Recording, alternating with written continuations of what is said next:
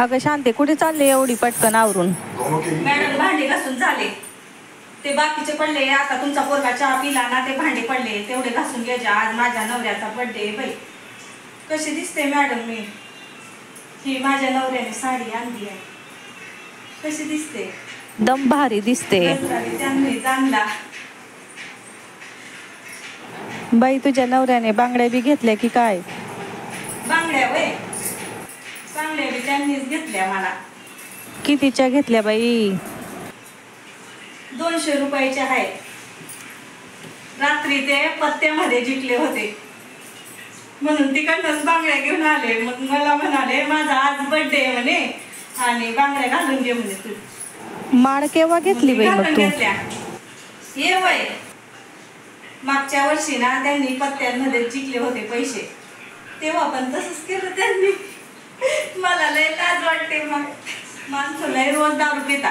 माझा नवरा ना आठवड्यातून 4-5 दिवस दारू. मजा आहे बाई मग तुझी. मला त्रास नाही देत. एक अर्धा वेळेस मार खाते फक्त मी. रोज काही मार खात नाही दुसऱ्या बायांसारखे. 1-2 दिवस मार खाते. जाऊ का मॅडम मी? कोणत्या हॉटेलला जाते बाई तू? मी बाय आपली ती कोणती हॉटेल आहे ना तिलाच जाते. ते म्हणे कोणती हॉटेल, ते काही मला नाव माहित नाही. जाऊ का मॅडम? सांगा ना मॅडम, जाऊ का? एवढं बोलते तर जाय बाई मग. जाते. माझा पोरगा पण येतोय. माझा पोरगा बी बहिणीकडे राहतो. तो पण सकाळी वावरात गेला होता सरक्या लावायला आणि आता निघालाय म्हणे. तो म्हणे मम्मी तू मस्त तयार होय, तुला पप्पांनी बांगड्या गजरा घेतलाय ते घाल म्हणे. म्हणते हा हो मी घालते ते. आणि मी घालून म्हटलं त्याला, लगेच मी फोटो टाकला. माझ्याकडे मोबाईल पण आहे. मग त्याला मोबाईलवरती फोटो टाकला.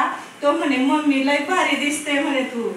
मला इतकं कौतुक वाटलं. माझ्या लेकराने कसं कौतुक केलं माझं.